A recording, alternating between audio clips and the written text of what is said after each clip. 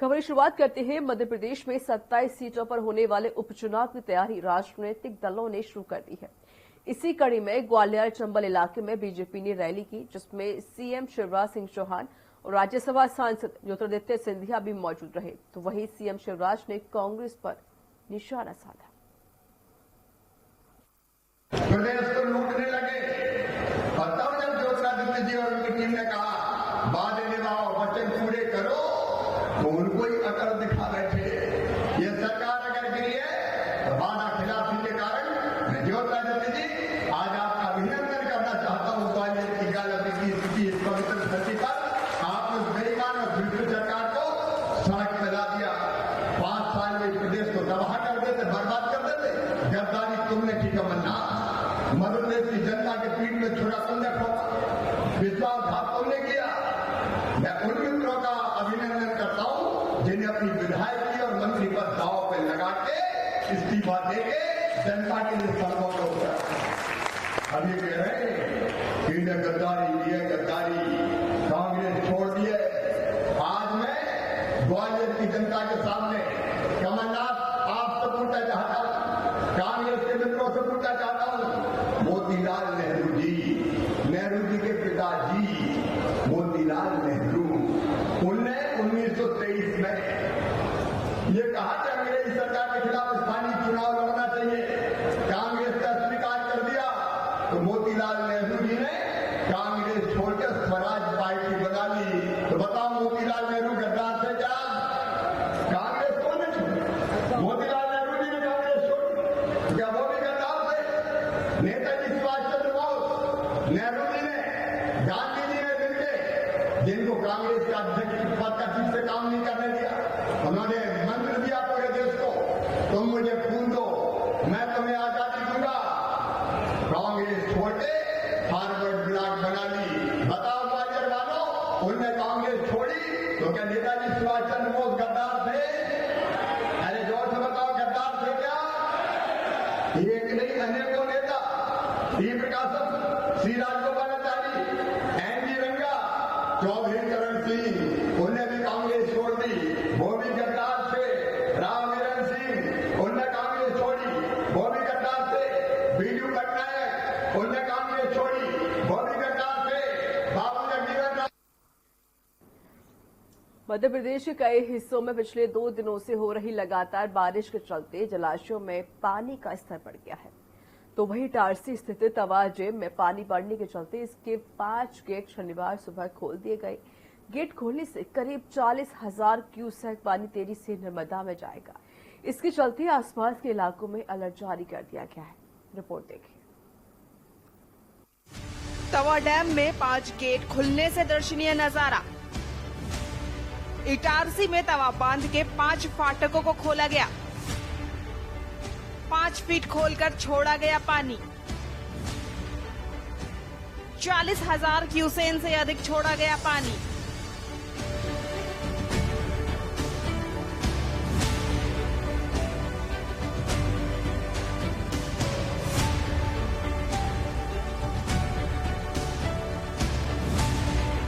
MP के कई हिस्सों में पिछले 2 दिनों से हो रही लगातार बारिश के चलते जलाशयों में पानी का स्तर बढ़ गया है। इटारसी स्थित तवा डैम में पानी बढ़ने के चलते इसके 5 गेट शनिवार सुबह खोल दिए गए। गेट खोलने से करीब 40,000 क्यूसेक पानी तेजी से नर्मदा नदी में जाएगा। इसके चलते आसपास के इलाकों में अलर्ट जारी किया गया है। इस साल मानसून में ये पहला मौका है जब डैम के गेट खोले गए हैं। डैम के गेट खोलने से आसपास का नजारा दर्शनीय हो गया है। डैम से निकलने वाले जलपात को देखने के लिए आसपास के क्षेत्रों में बड़ी संख्या से लोग पहुंच रहे हैं। बता दें, भादों की झड़ी में नर्मदापुत्रम संभाग को तर कर दिया है। इसकी वजह बंगाल की खाड़ी में बना सिस्टम है।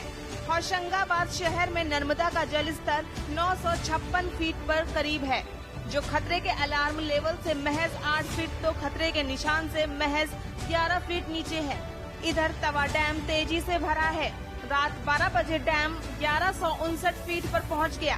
प्रशासन ने अलर्ट करते हुए कहा कि 1160 फीट भरने के बाद कभी भी गेट खोले जा सकते हैं, जिसके बाद आज गेट खोल दिए गए। स्पेशल डेस्क रिपोर्ट के न्यूज इंडिया।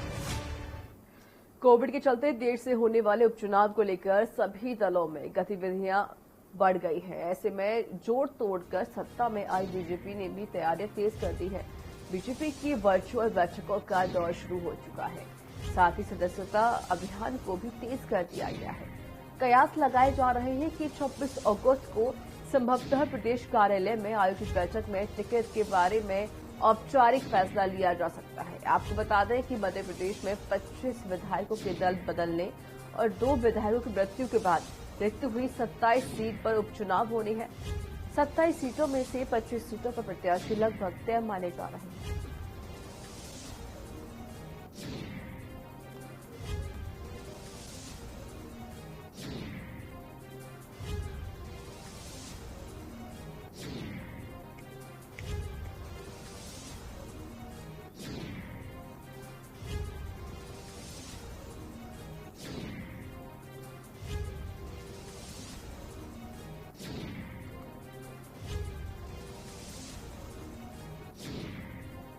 भोपाल में मुख्यमंत्री निवास पर जल वृष्टि को लेकर आवश्यक बैठक आयोजित की गई, जिसमें सीएम शिवराज कई आवश्यक निर्देश दिए।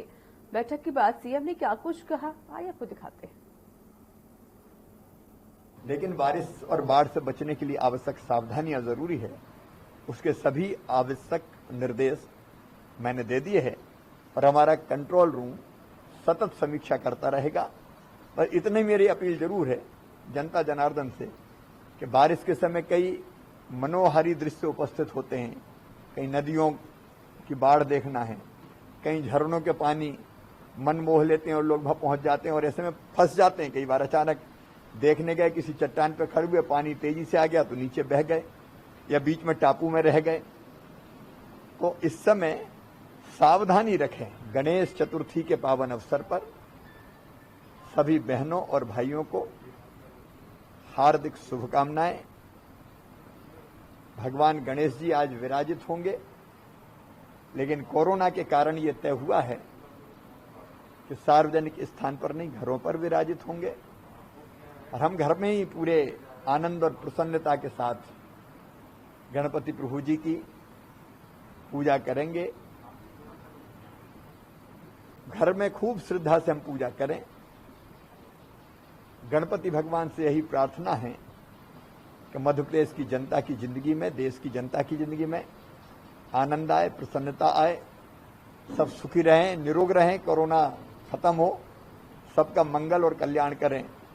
वो तो सिद्धि विनायक है, सबके मंगल करता है, विघ्न विनाशक हैं और इसलिए सब पर उनका आशीर्वाद और उनकी कृपा बरसे। युवाओं की नौकरी के ऐलान के बाद मुख्यमंत्री शिवराज सिंह चौहान ने राज्य की बहनों को खास तोहफा दिया है। मुख्यमंत्री शिवराज सिंह चौहान ने राज्य की सहरिया, भारिया एवं बेगा जनजाति की बहनों के लिए 1000 रुपए प्रतिमाह योजना की घोषणा की है। रिपोर्ट देखिए। युवाओं को नौकरी के बाद एक और बड़ा ऐलान। शिवराज सरकार का बहनों के लिए खास तोहफा। सहरिया, भारिया एवं बैगा जनजाति को मिलेगा लाभ। 1000 रुपए प्रतिमाह योजना की घोषणा। युवाओं की नौकरी के ऐलान के बाद मुख्यमंत्री शिवराज सिंह चौहान ने राज्य की बहनों को खास तोहफा दिया है। मुख्यमंत्री शिवराज सिंह चौहान ने राज्य की सहरिया, भारिया एवं बैगा जनजाति की बहनों के लिए 1000 रुपए प्रतिमाह योजना की घोषणा करी है। उन्होंने कहा है कि सहरिया, भारिया एवं बैगा बहनों के लिए हमने 1000 रुपए महीने की योजना शुरू की थी, परंतु जब 1.25 साल में सीएम नहीं रहा तो मेरी बहनों को पैसा नहीं मिला। इस बार सीएम बनते ही मैंने ये फैसला लिया है कि 1000 रुपए तुरंत आपके खाते में डालेंगे। शिवराज सिंह चौहान ने वीडियो कॉन्फ्रेंसिंग के माध्यम से सहरिया, भारिया एवं बैगा जनजातियों के लोगों को संबोधित करते हुए ये घोषणा करी है। उन्होंने आगे बताया कि हर महीने 1000 रुपए आपको मिलेंगे। पिछली बहुत सी राशि बाकी है, 1 सप्ताह के अंदर उनके खाते में ये पैसे डाल दिए जाएंगे। मेरी सहरिया, बैगा और भारिया बहनें, मैं सबको दोनों हाथ जोड़ के राम राम करता हूं, नमस्कार करता हूं, सबको प्रणाम करता हूं। और इसलिए पिछली बार जब मैं मुख्यमंत्री था तब ये योजना बनाई कि 1000 रुपया इन बहनों के खाते में हर महीना डालेंगे, कि 1000 रुपया अगर मिलेंगे तो 1000 रुपया से वो अच्छा भोजन करेगी, फल खाए, सब्जियां खाए, तेल आ जाए, तो इसके कारण हमारा शरीर भी स्वस्थ रहेगा, मजबूत बनेगा और बच्चे भी स्वस्थ रहेंगे। इसलिए हमने योजना बनाई कि 1000 रुपया महीना ये जो विशेष पिछड़ी जनजाति है, सहरिया, बैगा, भारिया, इनके खाते में डालेंगे। अब कुछ बहनों से पहले मैं बात करूंगा और फिर पैसा खाते में यहां से डालेंगे। राम राम मेरी बहनों, सब बहनों को राम राम। बता दें कि शिवराज सरकार एक के बाद एक बड़े ऐलान कर रही है। इससे पहले सरकार ने गरीबों के लिए 1 रुपए प्रति चावल गेहूं देने का ऐलान किया था। सरकार ने फैसला किया है कि जो गरीब है उसके पास राशन कार्ड भी नहीं है, उनको 1 सितंबर से प्रति परिवार के हिसाब से 1 रुपए प्रति किलो नमक, गेहूं और चावल, जबकि 1.5 रुपए प्रति लीटर केरोसिन तेल दिया जाएगा। खुद मुख्यमंत्री शिवराज सिंह चौहान ने इसकी घोषणा करी थी। गरीबों को अनाज का ये वितरण राष्ट्रीय खाद्य सुरक्षा अधिनियम के अंतर्गत किया जाएगा। स्पेशल डेस्क के न्यूज इंडिया।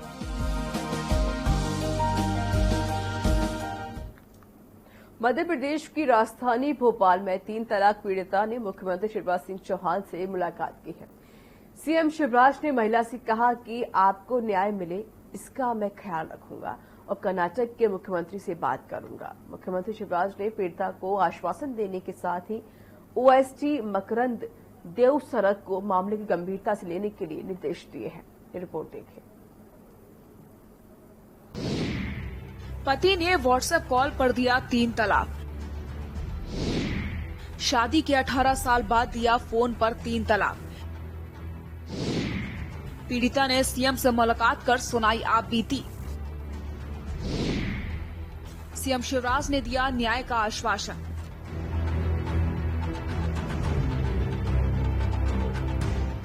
मध्य प्रदेश की राजधानी भोपाल में 3 तलाक पीड़िता ने मुख्यमंत्री शिवराज सिंह चौहान से मुलाकात की है।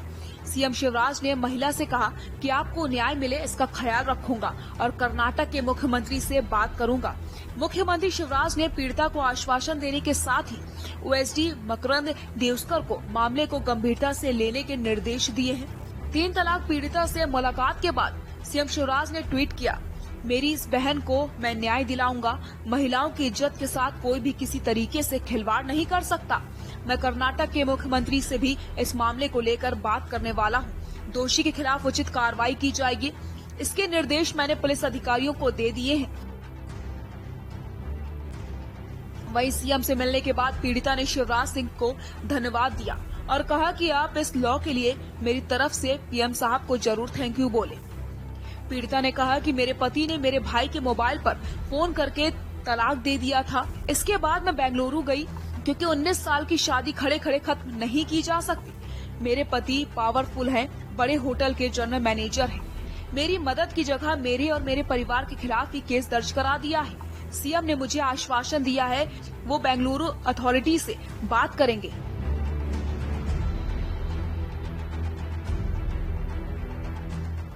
आपको बता दें कि मध्य प्रदेश की राजधानी भोपाल के कोहिफिजा में दहेज के लालच में एक शौहर ने व्हाट्सएप कॉल पर ही बीवी को 3 तलाक दे दिया था। पीड़ित महिला की शिकायत पर पुलिस ने आरोपी पति के खिलाफ दहेज अधिनियम और मुस्लिम विवाद अधिनियम अध्यादेश 2019 की धारा 3 और 4 के तहत केस दर्ज कर लिया है। आरोपी सिंगापुर का नागरिक है और कर्नाटक के बेंगलुरु में होटल शेरेटन ग्रैंड में जनरल मैनेजर की पोस्ट पर काम कर रहा है। वहीं इस मामले में संज्ञान लेते हुए सीएम ने डीजीपी को बेंगलुरु पुलिस के साथ मिलकर मामले में उचित कार्रवाई के निर्देश दिए हैं। स्पेशल डेस्क के न्यूज इंडिया।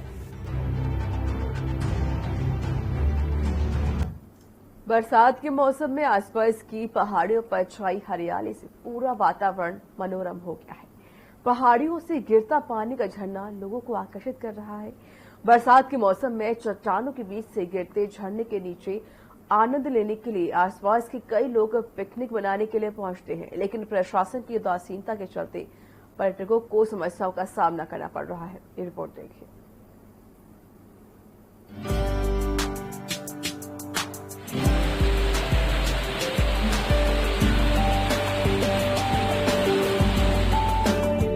बरसात के मौसम में आसपास की पहाड़ियों पर छाई हरियाली से पूरा वातावरण मनोरम बना हुआ है। पहाड़ियों से गिरता पानी का झरना लोगों को आकर्षित कर रहा है।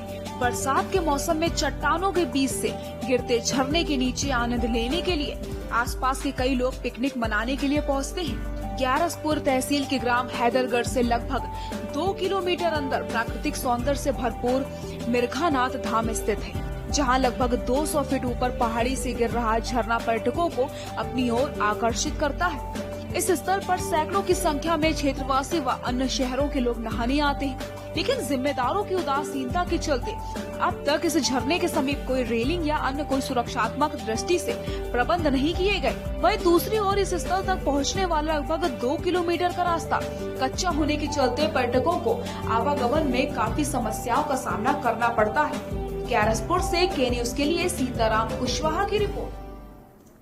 ग्यारसपुर के हैदरगढ़ क्षेत्र में जिम्मेदार बेखबर ग्यारसपुर तहसील की हैदरगढ़ से बेगमगंज को जोड़ने वाली सड़क पर पुल पुलिया का निर्माण कार्य जारी है, जिसमें ठेकेदार द्वारा आवागमन के लिहाज से निर्माण कार्य के समीप सर्विस रोड बनाकर आवागमन सुचारू चल रहा था, लेकिन विगत 48 घंटे से जारी रुक रुक कर बारिश के चलते घोड़ीपुर के समीप बना सर्विस रोड बह गया है।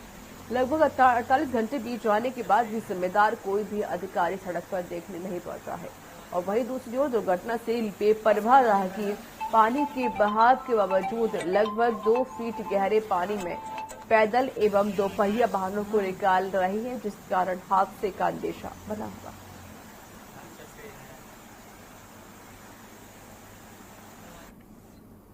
क्या हुआ कि ये पुल बन रहा था तो अस्थायी बनवाई कीजिए तो वो टूट गई। अच्छा, कल का पानी गिरा है, हाँ, उसमें बह गई पूरी। अच्छा, फिर क्या हुआ? लोगों के लिए दिक्कत हो रही, कठिनाई हो रही निकलने के लिए। कठिनाई हो रही और क्या, अगर बहाव आ जाए तो बह भी सकते हैं क्या? सकते हैं, पानी आ जाए तो बह भी सकते हैं। और यहाँ वक्त एक छोटे से ब्रेक का उछला है। ब्रेक के बाद जल्द हाजिर होंगे।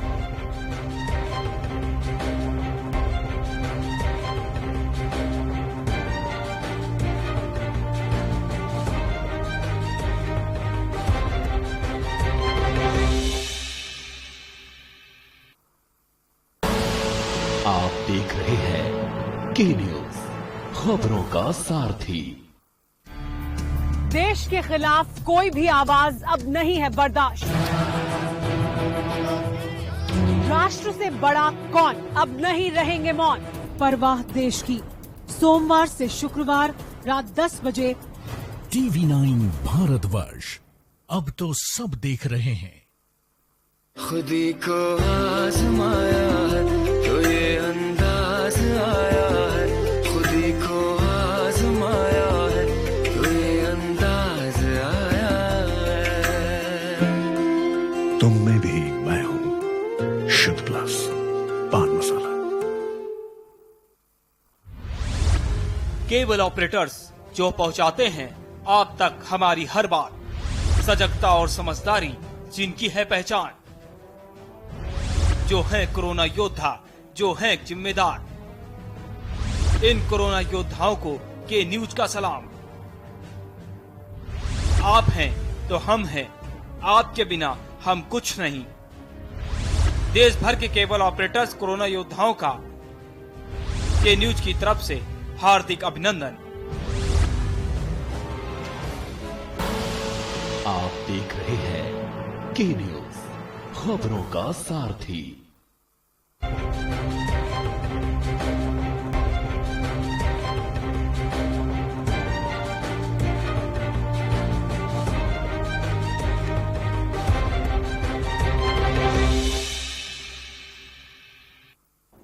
ब्रेक के बाद स्वागत है। खबरों में आगे बढ़ते हैं। विदिशा के लटेरी तहसील में एक बनवारी बस भारी साबित हो रहा है। मामला धीरजगढ़ पंचायत के जमुनिया खुर्द गांव से जुड़ा है, जहां पर बनवारी गुर्जर नाम के शख्स ने गांव की 10 फीट चौड़ी सीसी रोड पर अतिक्रमण कर लोगों का आना जाना बाधित कर रखा है, जिसमें कई लोग इस समस्या से त्रस्त हैं। इस समस्या को सुलझाने के लिए तहसीलदार, थाना प्रभारी, एसडीएम और विधायक तक आवेदन देकर समस्या सुलझाने की ये गुहार लगा चुके हैं, लेकिन इन गरीबों की 3 महीने बीत जाने के बाद भी कोई सुनवाई नहीं हो पाई है। गरीबों का कहना है कि हम दर्द कहने वाली शिवराज सरकार में गरीब जनता परेशान है और अधिकारी आश्वासन पर आश्वासन दे रहे हैं। ऐसा प्रतीत होता है कि लटेरी तहसील में अतिक्रमण हटाने का कोई कानून ही नहीं है और अधिकारी अतिक्रमण हटाने के लिए कानून बनाने का इंतजार कर रहे हैं।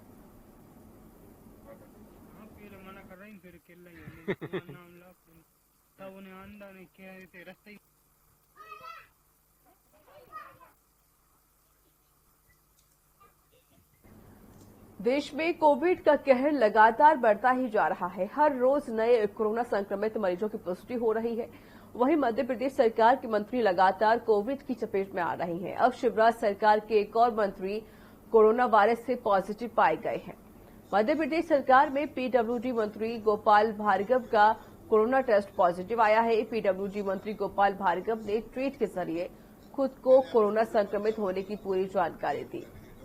ट्वीट करते हुए उन्होंने लिखा कि उनकी कोविड-19 की रिपोर्ट पॉजिटिव आई है। एहतियात के तौर पर वो अस्पताल में भर्ती हो रहे हैं और साथ ही उन्होंने संपर्क में आए लोगों को जांच करवाने और होम क्वारंटीन होने की सलाह दी है।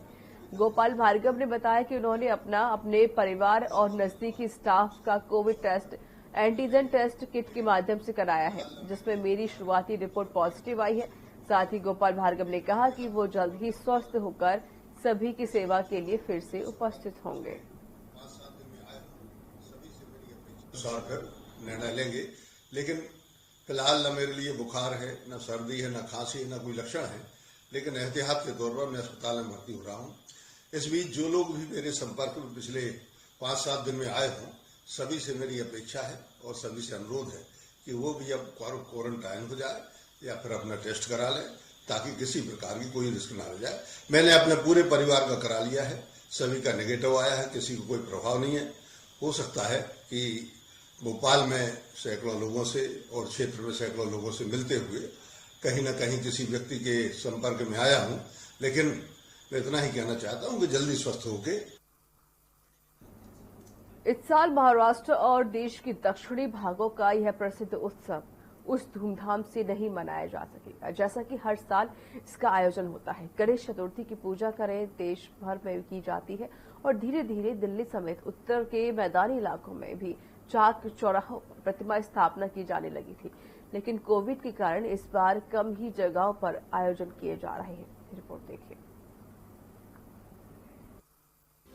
कोरोना काल में सजा बप्पा का दरबार। कोरोना संकट के बीच विघ्नहर्ता का स्वागत। सिद्धि विनायक के दरबार में विशेष आरती। कोरोना काल में गणपति बप्पा मोरया। पूरे भारत में गणेश उत्सव की चमक। लोगों की भागीदारी भी रहेगी अत्यंत सीमित।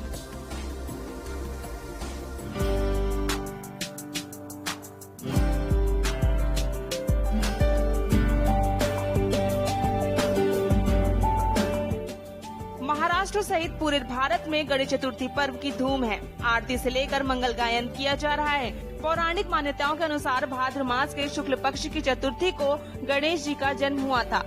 इस त्योहार की धूम सबसे अधिक महाराष्ट्र में देखने को मिलती है। हालांकि इस बार कोरोना के मद्देनजर सतर्कता ज्यादा बढ़ती जा रही है। पंडाल सजाने के बाद गणेश मूर्ति का विसर्जन किया जाता है। मुंबई के श्री सिद्धि विनायक मंदिर में गणेश चतुर्थी के अवसर पर आरती की गई। लोगों में जबरदस्त उत्साह देखा गया। कोरोना संक्रमण के मद्देनजर सतर्कता का पालन किया जा रहा है। वहीं दिल्ली के द्वारका में स्थित श्री सिद्धि विनायक मंदिर में गणेश भगवान की विशालकाय मूर्ति की पूजा की गई। पुजारियों ने आरती संपन्न की। गुजरात के सूरत में अदिति मित्तल नामक श्रद्धालु ने ड्राई फ्रूट से गणपति की मूर्ति तैयार की है। उन्होंने बताया कि कोविड हॉस्पिटल में पूजा के बाद ड्राई फ्रूट्स के मरीजों में बांट दिया जाएगा। मध्य प्रदेश के इंदौर में एक महिला ने गणपति उत्सव के लिए चॉकलेट के गणपति बनाए हैं, लेकिन इसका थीम कोरोना वायरस रखा है। निधि शर्मा ने बताया कि वो गणेश चतुर्थी के दिन इसे दूध में विसर्जित करेंगी। साथ ही भगवान गणेश की इस मूर्ति के जरिए कोरोना योद्धाओं, मुख्य तौर पर डॉक्टर और पुलिस को भी उन्होंने आभार जताया है। कोरोना को मात देने के लिए छत्तीसगढ़ के कलाकार का प्रयास तो अद्भुत सराहनीय है। रायपुर के रहने वाले प्रतिमा बनाने वाले एक कलाकार ने पेपर, भूसी, अनाज, मसाले और औषधियों के चूर्ण से तैयार की है गणेश भगवान की प्रतिमा। कई प्रतिरोधी क्षमता बढ़ाने वाली औषधियों की राख भी इन्होंने प्रतिमा में शामिल की है। बहरहाल इस साल महाराष्ट्र और देश के दक्षिण भागों का ये प्रसिद्ध उत्सव उस धूमधाम से नहीं मनाया जा सकेगा जैसा कि हर साल इसका आयोजन होता रहा है। गणेश चतुर्थी की पूजा पूरे देश भर में की जाती है और धीरे धीरे दिल्ली समेत उत्तर के मैदानी इलाकों में भी चौक चौराहों पर प्रतिमा स्थापित की जाने लगी थी। लेकिन कोरोना के कारण इस बार कम ही जगहों पर गणेश उत्सव का आयोजन किया जा रहा है। स्पेशल डेस्क रिपोर्ट, के न्यूज इंडिया। तो इसी के साथ मध्य प्रदेश के बुलेटिन में इतना ही। नमस्कार।